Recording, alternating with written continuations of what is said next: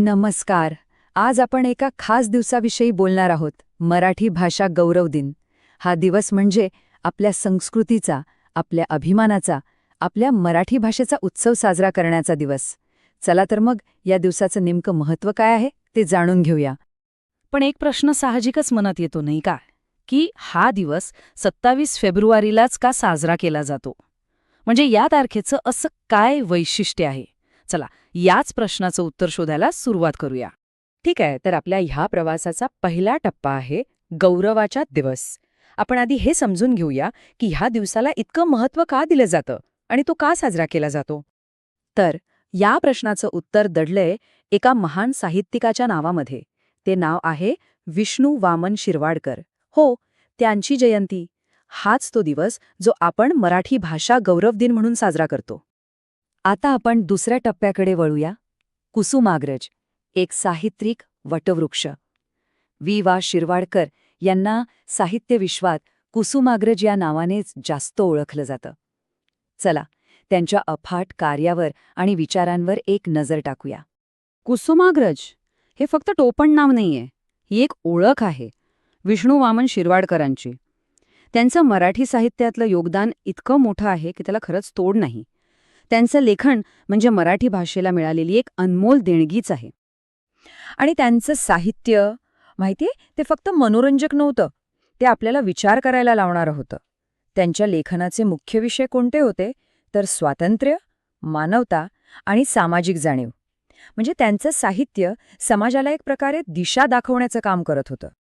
आणि म्हणूनच त्यांच्या याच अतुलनीय कार्याचा सन्मान करण्यासाठी आणि आपल्या मराठी भाषेचा गौरव करण्यासाठी 27 फेब्रुवारी हा दिवस मराठी भाषा गौरव दिन म्हणून साजरा करायचं ठरवलं गेलं. आता कळलं ना कनेक्शन? चला, आता तिसऱ्या टप्प्याकडे जाऊया, भाषेचा समृद्ध वारसा. कारण बघा, फक्त कुसुमाग्रजच नाही तर त्यांच्यासारख्या अनेक अनेक साहित्यिकांनी मराठीला समृद्ध केलंय. आता पाहूया आपल्या भाषेचा हा वारसा नेमका किती मोठा आणि किती वैविध्यपूर्ण आहे.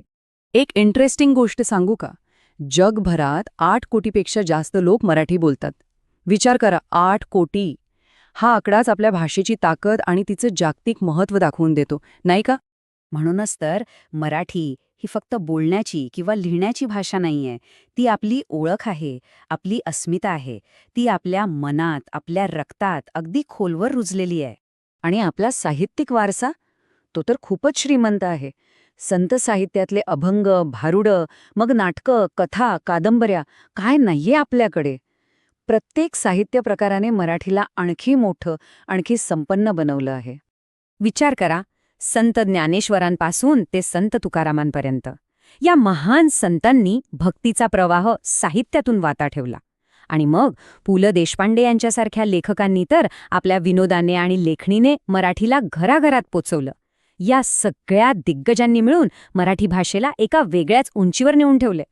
ओके, आता चौथा टप्पा, आपली जबाबदारी. इतका मोठा आणि गौरवशाली वारसा पाहिल्यावर एक प्रश्न साहजिकच पडतो की हा वारसा टिकवण्यासाठी, तो जपण्यासाठी आपण काय करू शकतो? कारण ही आपल्या सगळ्यांची जबाबदारी आहे. आणि ही जबाबदारी पार पाडणं अजिबात अवघड नाहीये. अगदी सोप्या गोष्टी आहेत. घरात मराठी बोला, मराठी पुस्तकं वाचा, आपल्या पुढच्या पिढीला, मुलांना मराठी शिकवा.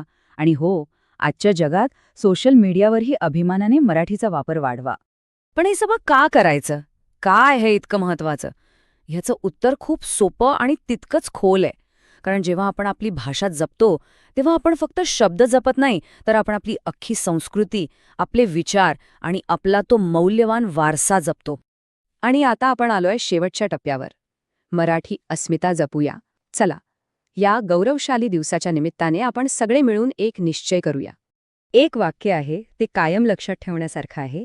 जग बदललं तरी चालेल, पण आपली भाषा बदलू नये. खरं आहे ना? आपल्या भाषेवरचं प्रेम आणि तिचा वापर कमी होऊ न देणं हे पूर्णपणे आपल्याच हातात आहे. म्हणूनच आजच्या या दिवशी चला आपण सगळे मिळून मराठी भाषेचा अभिमान बाळगूया आणि तिचा सन्मान नेहमी उंच ठेवूया. आपली मराठी अस्मिता जपूया. जय महाराष्ट्र.